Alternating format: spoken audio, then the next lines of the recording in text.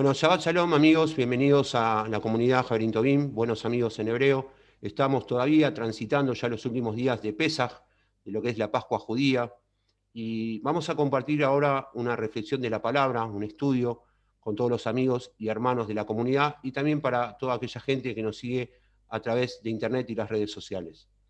Les cuento a aquellas personas que se quieran sumar a nuestra comunidad o quieran hacer comentarios o sugerencias, lo pueden hacer por mail a comunidadjaverintobim@gmail.com y también pueden suscribirse a nuestro canal de YouTube, que es Comunidad Javerín Tobim, donde subimos todos estos videos. Bueno, la reflexión del día de hoy se llama Extiende tu territorio. Y vamos a hablar de eso, de cómo dominar nuestro propio territorio, que es nuestra misma persona, para luego expandirnos hacia los territorios que el Señor nos va a entregar, o en realidad ya nos entregó. Nosotros lo que tenemos que hacer es tomarlos en posesión. Les cuento que, por ejemplo, hoy, esta semana estuve meditando sobre esta palabra que el Ruach HaKodesh me fue dando para tratar, y justamente hoy en el noticiero, bueno, los que me conocen saben que yo soy periodista, entonces tengo que mirar los noticieros prácticamente obligado para estar al tanto de las noticias que van pasando en el día. Y justamente hoy, que sé que no fue casualidad, en TN, que es un noticiero de cable, uno de los más importantes de la Argentina, comentaron una noticia que hablaba de un barco argentino que observó que en una parte del océano que pertenecía a la Argentina había barcos de naciones extranjeras que estaban haciendo una pesca ilícita. ¿Por qué era ilícita? Porque era en un territorio que no les correspondía. Eran aguas argentinas y sin embargo había varios barcos pesqueros de otras naciones que estaban sacando de manera ilícita en un agua que no les correspondía, que no era su territorio, peces o pescados para ellos. Con lo cual eso constituye un delito. Entonces, no es algo tan fácil de detectar y no es algo tan fácil de encarar después para solucionar. Ahora, ¿cómo se resuelve algo así? Apareció un capitán hablando en el noticiero y él decía, bueno, hay una legislación, hay una ley que ampara la resolución del problema. Ese agua no le pertenece a ellos, por lo tanto están robando. Ese agua pertenece al territorio de la República Argentina. Esto puede ser en cualquier país que pase. Entonces, dijo, la ley nos ampara a resolver el conflicto. Segundo, que es la segunda medida que tienen que hacer. Si van con un barco a inspeccionar con un permiso legal, ese barco, para resolver el conflicto, tiene que estar en condiciones, tiene que estar en un estado óptimo, porque va a supervisar lo que está pasando y va a tratar, con el amparo de la ley, de tomar el territorio que fue tomado por otras personas que son ajenas al territorio que ellos tenían que ocupar. Entonces, ¿cómo lo vinculamos con la palabra? Bueno, lo vamos a vincular de esta manera. Primero, nosotros tenemos la Torá y el Brit Hadashah y el Tanaj, que es la Torá en principio la ley, donde marca las normas de lo que se puede, lo que no se puede, y cómo tenemos que comportarnos para vivir en una vida ordenada y de bendición. Segundo, nuestro barquito, podríamos compararlo con nuestra propia vida, lo que es el templo. Entonces, tiene que estar en óptimas condiciones para que primero tomemos el territorio que nos corresponde a nosotros y luego avancemos sobre territorios que queremos conquistar. Y ahora sí, vamos a ir a la palabra. Les pido que me acompañen a Primera de Crónicas, capítulo 4, versículo 10. Y vamos a leer desde esta perspectiva una oración muy conocida y poderosa, que es la que hizo Jabes. Primera de Crónicas 4:10 dice, e invocó Jabes a Elohim, el Dios de Israel, diciendo, oh, si me dieras bendición, y note lo que dice aquí, y ensancharas mi territorio, y si tu mano estuviera conmigo y me libraras del mal para que no me dañe, ¿y qué hizo Elohim? El Señor. Y Elohim le concedió lo que había pedido. Entonces vamos a desmenuzar un poco este pasaje. ¿Cuáles son las cosas que pide Jabes? Primero, si me dieras bendición, si me bendijeras. Segundo, y el punto que nos importa hoy a nosotros específicamente, si ensancharas mi territorio. Tercero, si tu mano estuviera conmigo, si vos me acompañaras. Y cuarto, que tiene que ver con mi vida personal, si me libraras del mal. Si me ayudaras a vencer lo que yo no puedo vencer, las cosas que me atacan, las cosas que me dominan o el pecado que me asedia. Y la palabra dice en este mismo pasaje que Dios le concedió lo que Jabes pidió. Ahora, ¿cuál es el punto clave? ¿Por qué Dios le concede a Jabes lo que él pide? Primero porque le agradó la oración. Pero el punto principal está al comienzo del pasaje, que dice, e invocó Jabes a Elohim. Ese es el gran secreto. Dios le concede lo que él pide porque Jabes invoca el nombre del Señor. Entonces, aquí no podemos hacer una pregunta. Cuando nosotros la vida nos plantea problemas, de los que sean, económicos, de salud, familiares, espirituales, ministeriales, con un hermano, ¿en dónde buscamos primero la respuesta? ¿Invocamos al Señor? ¿O a veces tratamos de resolverlo a nuestra manera, según nuestro razonamiento, según cómo nos parece, según el dinero que nos prestan? ¿Dónde buscamos la ayuda? Porque es lo que decía David. ¿De dónde vendrá mi socorro? Mi socorro viene de Adonai, que hizo los cielos y la tierra. Siempre, en toda situación, la primera alternativa es Dios. Siempre. Sea el problema que sea. Cuando yo busco alternativas donde no las tengo que buscar, llámese un amigo, una cosa que yo pido un consejo espiritual a un amigo, que tiene Ruach HaKodesh, ahí sí, porque va a opinar de acuerdo a su discernimiento espiritual. Pero cuando no es así, no. Buscad primeramente el reino de Dios y su justicia, y todo lo demás, todo involucra salud, trabajo, economía, familia, etcétera, todo vendrá por añadidura. Entonces la pregunta es, perfecto, busco primero al Señor. ¿Y cómo ensancho mi territorio? Vamos a ver un principio bíblico aquí. Para ensanchar mi territorio exterior, primero debo dominar mi territorio interior. Eso es mi persona. Jabes, una de las cosas que pidió en el pasaje que acabamos de ver es, y si me libraras del mal. ¿Por qué? Porque es lo mismo que aplicar el apóstol Pablo. En mí está el querer hacer, pero no lo hago. No hago el bien que quiero, sino el mal que no quiero, eso hago. Cuando nosotros buscamos al Señor y crucificamos nuestros deseos, lo que hacemos es renunciar al yo y dominamos nuestro interior. Lo vamos a ver más claro en la palabra.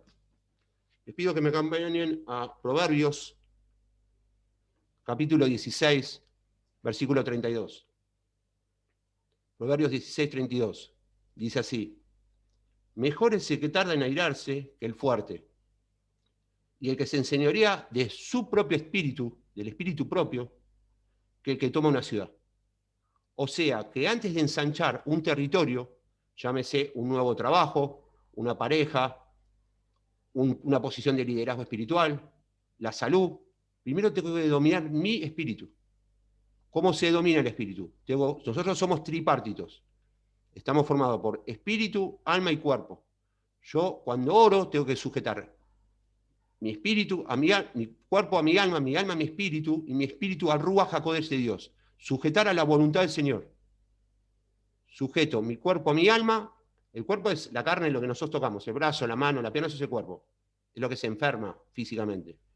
Lo sujeto a mi alma, donde están las emociones, los sentimientos, la voluntad. Sujeto en oración mi alma al mi cuerpo a mi espíritu a mi alma y mi espíritu al Ruach HaKodesh de Dios, al Espíritu Santo del Señor. Y ahí me alineo. Y ahí es donde puedo avanzar. ¿Cuáles son las áreas que son nuestras, oscuras? Es las que tenemos que iluminar con el Ruach HaKodesh de Dios, con la presencia del Señor. Entonces, primero tengo que dominar mi propio ser. Por eso el principal enemigo que tenemos no es el enemigo Satanás. Satanás ya está vencido. La palabra dice que ya fue condenado, simplemente falta que cumpla su condena. La lucha más fuerte es la que tenemos con nosotros mismos. Es morir a nuestros propios anhelos, deseos y entregárselos al Señor para que cumpla su voluntad. Vamos a ir a un pasaje que habla de esto. Isaías 10, 27.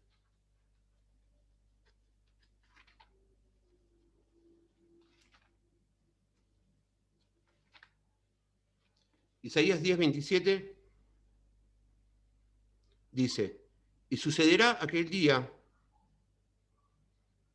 que su yugo será quitado de tu cerviz y su terror de ti, y el yugo será deshecho de sobre tus hombros.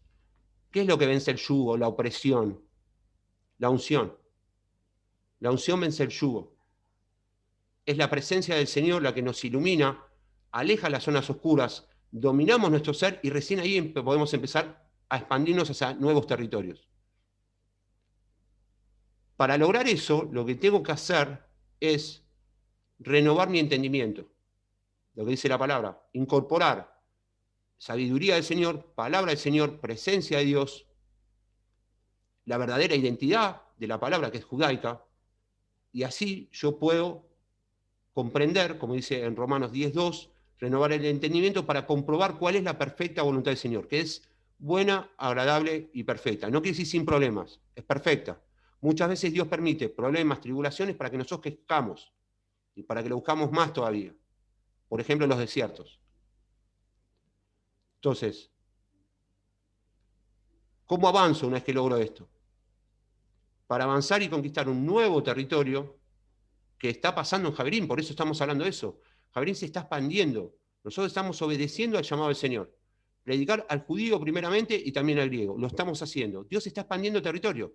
En las últimas 2 semanas, le cuento a la gente que no sabe, se han sumado 14 personas de distintas naciones. Y si Dios expande el territorio de la comunidad, lo que va a querer hacer por consecuencia es expandir el territorio individual de cada uno de nosotros.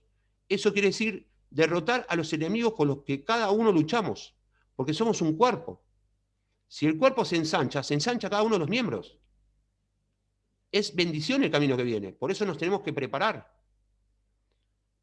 Entonces, para avanzar, ¿qué tengo que tener? Primero, claridad hacia dónde voy. Y luego tengo que saber cómo lo hago. ¿Quién me da esas cosas? La claridad y el saber cómo. Proverbios 16:9 dice lo siguiente. El hombre se propone un camino, pero el Señor endereza los pasos. Yo tengo que orar para pedir dirección al Señor. Y cuando yo estoy tomando un camino que es incorrecto y busco al Señor, el Señor va a enderezar el camino. Porque el hombre se propone un camino, pero el Señor endereza los pasos. ¿Quién nos hace comprender qué camino tomar? Salmo 32:8 de David, muy conocido. Te haré entender y te enseñaré el camino por el que debes andar. Sobre ti fijaré mis ojos. Siempre estamos siendo observados, aunque nos parezca que no.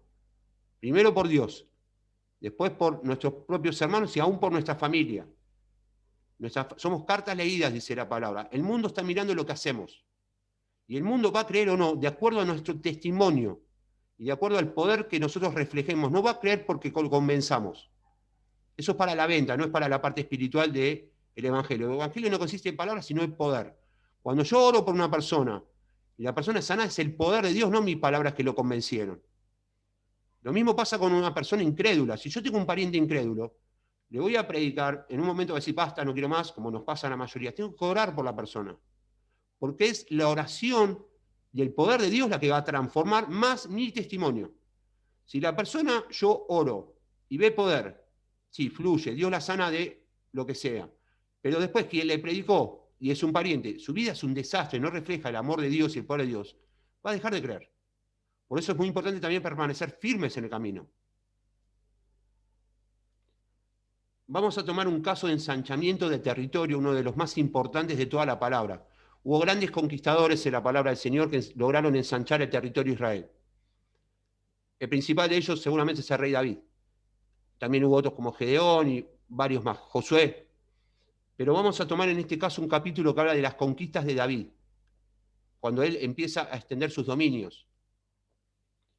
Primero vamos a ver por qué le funcionaba a David el tema de la conquista y por qué Dios le daba las victorias.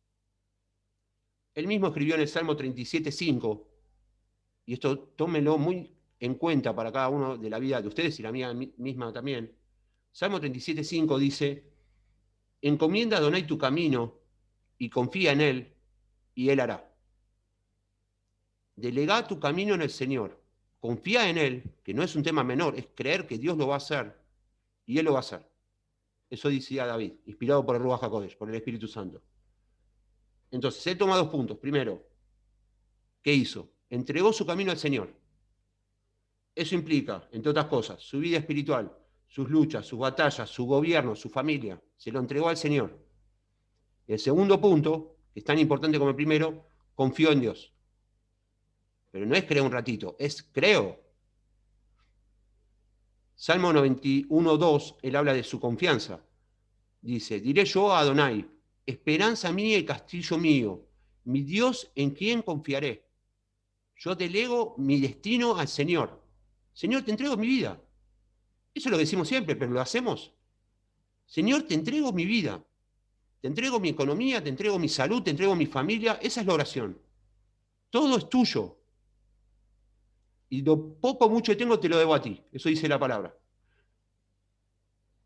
Vamos a ir entonces a ver por qué hay tantas victorias en el camino de extensión de dominios de David. Segunda de Samuel, capítulo 8.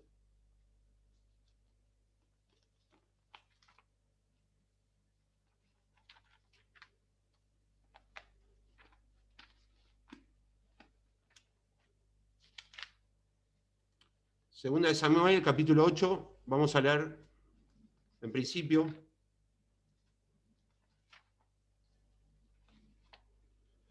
el versículo 1. Y vamos a notar que David, además de vencer a prácticamente todos los enemigos que se le presentaron en el camino, logró algo que fue inédito e histórico.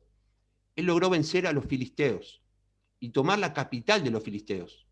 Eso es dominio absoluto. Es cuando antes en la época se capturaba un rey, se consideraba victoria total cuando se le cortaba la cabeza al rey. Listo, no está más el cabecilla. Eso es lo que hace David con Goliat.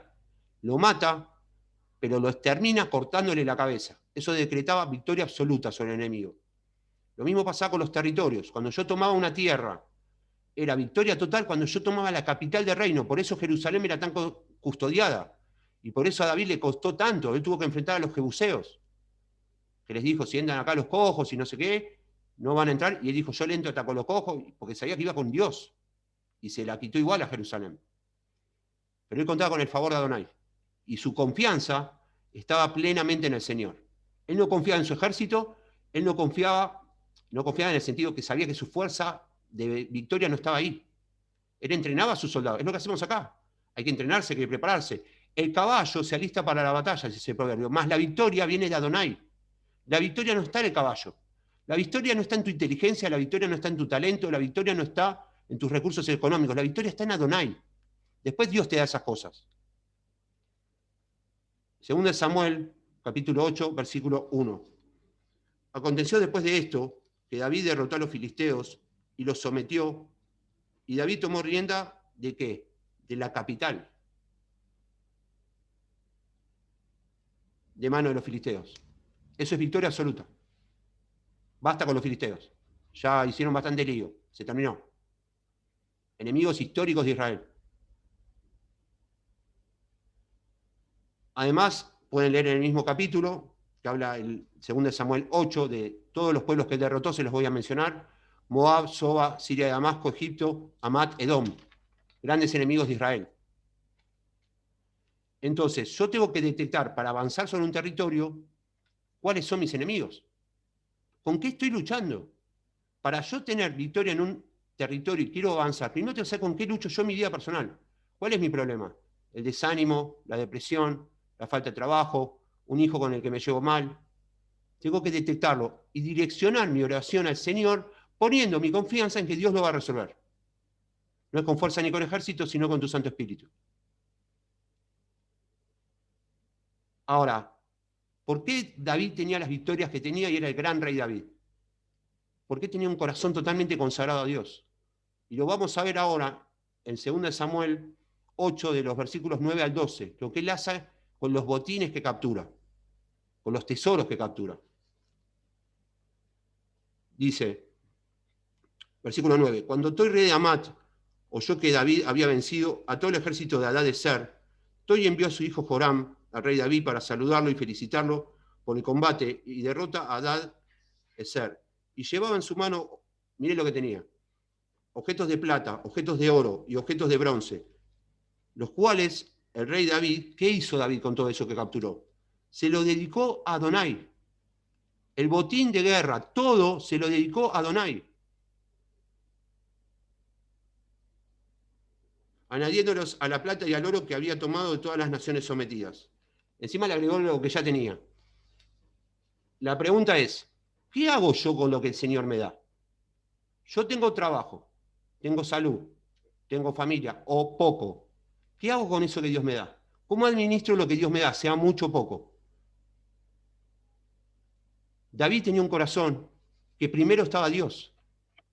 A él no se le hubiera ocurrido nunca no ofrendar, no diezmar. No existe eso. Si viene de Dios, ¿quién te dio el trabajo? A él no se le hubiera ocurrido nunca no agradecer por sus hijos, por su familia, si se los dio el Señor. Porque él tenía el corazón alineado al de Dios. Hay gente que no prospera porque le está robando a Dios. Por más, a ver, un diezmo, sí, es bíblico, no está mal hablar de eso. Porque de lo que recibimos de gracia tenemos que dar. Y si yo tengo mi corazón enfocado en Dios y en el reino, lo primero que voy a hacer es aportar de lo que Dios me dio para Dios y el reino, porque el dinero es de Él, no es mío.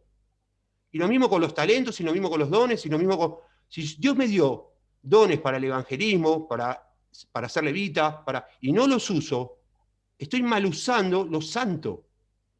No es un tema menor. Si Dios me dio la capacidad de enseñar la palabra y la tengo, y yo no lo hago, estoy enterrando los talentos que Dios me dio. Si Dios me dio un trabajo y yo no ofrendo teniendo trabajo, estoy robándole a Dios. Es así de simple. Dios tomó todo lo que tenía y dijo, esto es para la obra del Señor. Y Dios lo bendijo mucho más. Le dio la victoria sobre toda una nación. David logró conquistar lo que nadie había logrado hasta ese momento, unificar los reinos de Israel. Y aún vencer a los filisteos. Y aún tomar su capital. Por eso fue el gran rey de Israel. Él es un modelo para nosotros. Como lo fue Yeshua, como lo fueron tantos otros. Obviamente no de lo malo que hizo. Escudriñarlo todo y retener lo bueno. Vamos a analizar lo bueno para aplicarlo en nuestras vidas. Si nosotros queremos tener vida de reyes, la palabra dice real sacerdocio, tenemos que comportarnos como reyes. Si yo quiero tener una princesa del Señor el día de mañana, yo tengo que ser un príncipe Adonai. Y así es con todo. Si yo tengo una mente mediocre, eso no es del Señor. Dios renueva el entendimiento, me prepara, me capacita para que yo vaya por más. ¿Por qué entonces decimos cosas aún mayores? Verán, y tenemos nos sana gripe, qué grande que es Dios. Eso no es nada.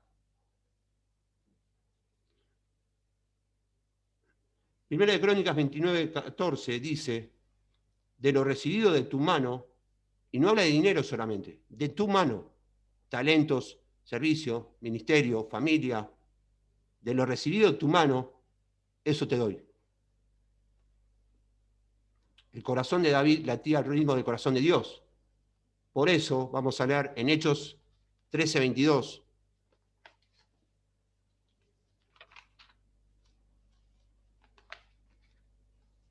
Les pido que me acompañen a Hechos 13:22.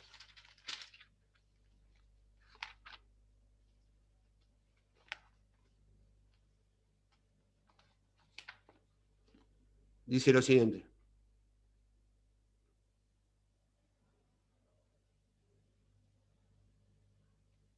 Y después de deponerlo, habla del rey Saúl, Shaul Amelech, como se dice en hebreo, les levantó a David como rey, de quien dio también testimonio diciendo, hallé a David, el de Isaí, un varón conforme a mi corazón, el cual eran todos mis deseos.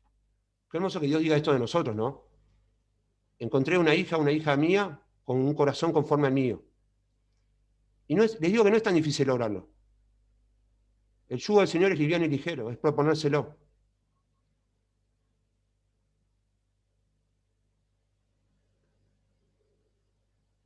Vamos a leer Mateo 17:5, una declaración parecida, pero con Yeshua, aún más poderosa.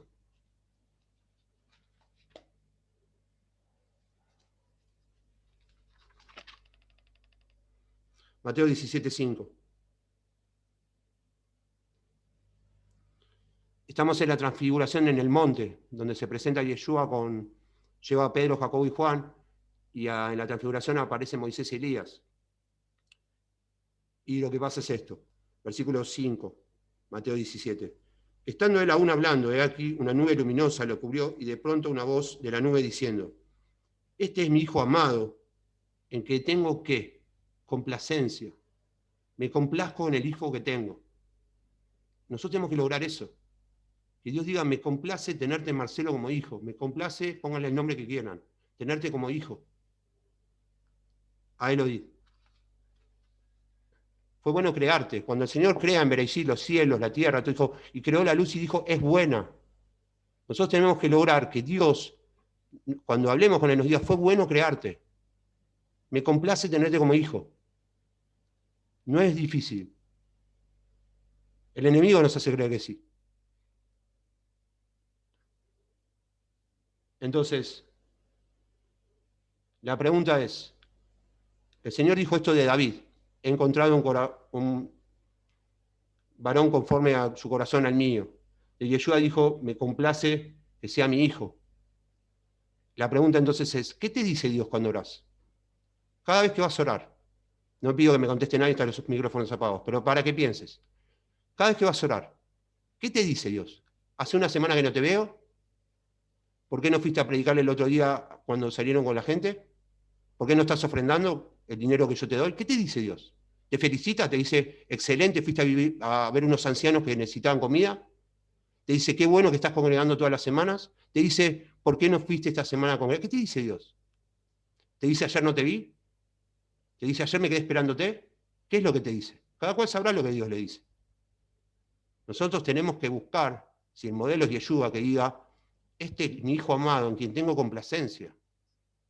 Marcelo, me complace tenerte como hijo. Pongan el nombre de ustedes. Me complace tenerte como hijo. Ahora, sinceramente, ¿Dios dice eso de ustedes o de mí? ¿Qué es lo que dice Dios? Porque les digo algo. Vamos a 2 Samuel 8:15.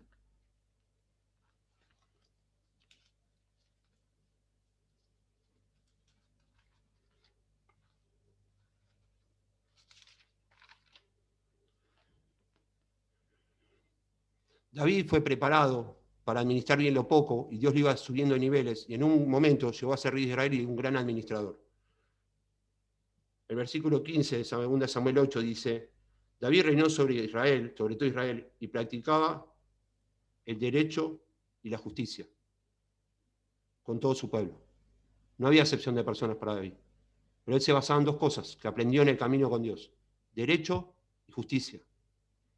¿Qué aplicamos nosotros en la vida? Va a llegar un día que vamos a estar frente al Señor. Va a haber un juicio final, eso lo sabemos todos. Yo no soy muy partidario de los que dicen va a haber grandes sorpresas en los cielos. Para mí no va a haber grandes sorpresas. Sí va a haber algunas sorpresas, pero no grandes. Cada uno sabe cómo es su andar con Dios. ¿Por qué? Porque nosotros estudiamos la palabra. Nosotros ya sabemos lo que tenemos que hacer. El tema es si lo hacemos o no. ¿Cuáles son las grandes sorpresas que va a haber? Sí, quizás tal persona lo aceptó en último momento y nadie sabía. Pero para nosotros no va a haber grandes sorpresas. Así como el Señor dice que Él le avisa a sus hijos lo que va a hacer y que no hace algo sin hablarlo por medio de sus profetas, no va a haber grandes sorpresas para nosotros. Entonces, empecemos desde ahora a buscar del Señor cada vez más, porque los tiempos se van angostando y la puerta se está angostando. ¿Sí? Este no es un mensaje para tener temor, sino para recapacitar y para analizar cómo es nuestro andar. Porque cuando Dios nos advierte es porque nos ama. La palabra dice, acepta la corrección, hijo mío, porque Dios a quien ama disciplina. Cuando Dios te disciplina es porque te ama, por eso te disciplina. Preocupate si no te disciplina, que si no te ama más.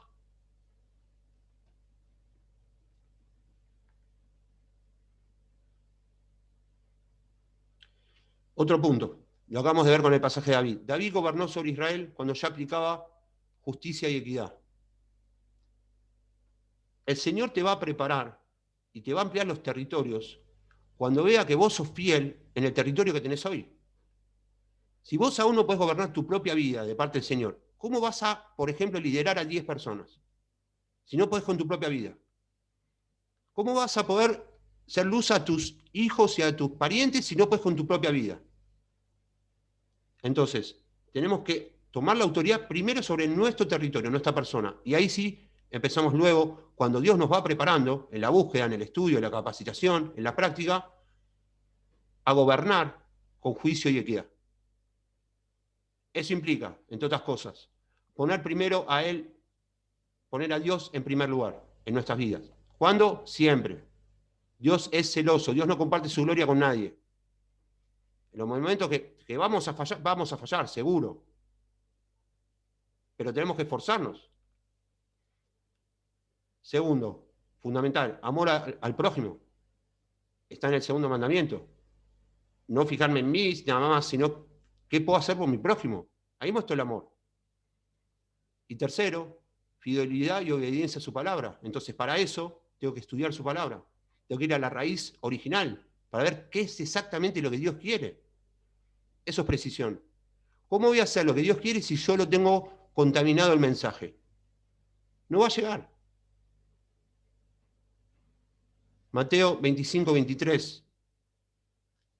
Es un pasaje que todos conocemos, donde él dice, bien hecho, mi siervo bueno y fiel. Si en lo poco has sido fiel, en lo mucho te pondré. Entra en el gozo de tu Señor. ¿Vos querés que Dios amplíe los territorios? Que te dé una mejor casa, que te dé un ministerio más grande, una familia bendecida. Fiel en lo poco, en lo que tenés hoy. Sansón tenía a mano una quijada de burro, y el Señor le dijo, con eso vas a vencer a miles de filisteos. No necesitó ir a buscar armas, porque aparte el poder no estaba en la quijada, el poder estaba en Dios. Vamos a ver un pasaje que tiene que ver con las promesas. Éxodo 23.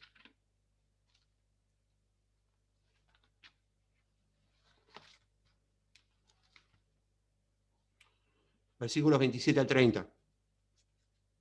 Y miren la promesa que hay para los que obedecen al Señor y deciden seguirlo. Enviaré mi terror delante de ti y trastornaré a todo pueblo donde tú entres y te daré la cerviz de todos tus enemigos. Delante de ti enviaré el avispón que expulsará de tu presencia a los cananeos y a los amorreos y a los heteos y a los gergeseos y a los fereceos y a los heveos y a todos los seos que se les ocurran. No, eso lo agregué yo, no dice. Y a los jebuseos, no los echaré en un solo año. Llevaba un proceso, obviamente esto no es magia. No es hoy oro, mañana se solucionó todo. Para que la tierra no quede desolada y no se multipliquen contra ti las bestias del campo, poco a poco los iré echando de tu presencia hasta que fructifiques y heredes la tierra. Es una promesa para todos los hijos de Dios. Entonces, como veníamos viendo, estamos analizando la vida de David, cómo empieza a expandir los territorios. Empezó por lo poco, fue fiel en lo poco.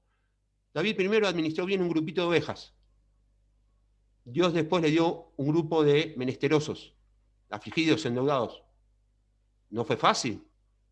No le dio un ejército armado como tenía Saúl. Le dio lo peor. Gente depresiva, gente con conflicto, con violencia familiar, con lo que se les ocurra. Él lo tuvo que administrar. Lo administró bien y Dios le dio un ejército. El más poderoso de Israel. Que era aún más poderoso que el de Saúl. Lo administró bien y Dios le dio una nación. Sé fiel en lo poco y en lo mucho te pondré. Así expandimos el territorio. Entonces, es cuestión de administrar bien cada etapa en la etapa que estamos. Hoy tengo un trabajo. Tengo que ser excelente en mi trabajo. Hacerlo de la mejor manera que pueda. Tengo que hacer un Zoom. Tengo que tratar de que la cámara sea la mejor, que el sonido sea el mejor, confirmar que cada persona venga, tratar de dar la mejor palabra dentro de mis posibilidades. Y Dios me va a respaldar. Tengo que ir a predicarle a las personas. Tengo que prepararme lo mejor que pueda. Eso es excelencia para el Señor. Dios no es un Dios de lo atamos con alambre.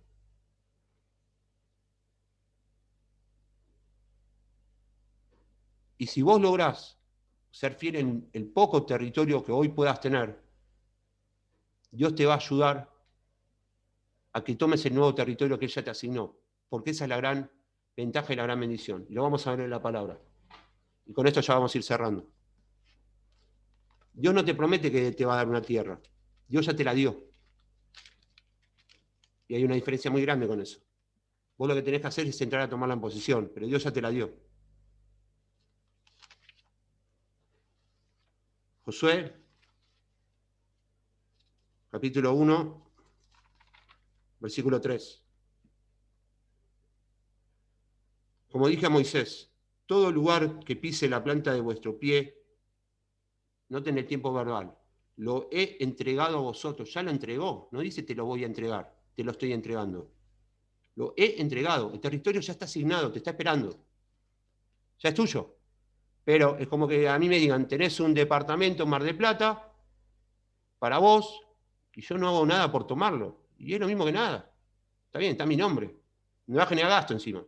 Te paga el alquiler, te paga un montón de cosas, los daños de cada vez que esté ahí adentro, que son enemigos, y yo mientras me quedo en mi casa esperando. Las grandes promesas. La promesa ya está. Yo dije, yo ya te lo di. Ahora andá y tomalo. Para terminar, le pedimos al Señor entonces que nos ayude, Él con su fuerza, con sabiduría, que nos haga gente, como le pedí a Josué, valiente y esforzada, para que podamos tomar entonces los territorios que ella nos entregó. Amigos, muchas gracias por acompañarnos en esta reflexión. Para todos aquellos que quieran hacernos comentarios, sugerencias o sumarse a la comunidad Javelin Tobim, lo pueden hacer a través de nuestro email, comunidadjavelintobim@gmail.com, y también pueden suscribirse a nuestro canal de YouTube, que es Comunidad Javelin Tobim. Que termine muy bien este Pesaj, que falta muy poquito, y que pasen un hermoso Shabbat. Shabbat Shalom para todos, si Dios quiere, nos vemos en la próxima.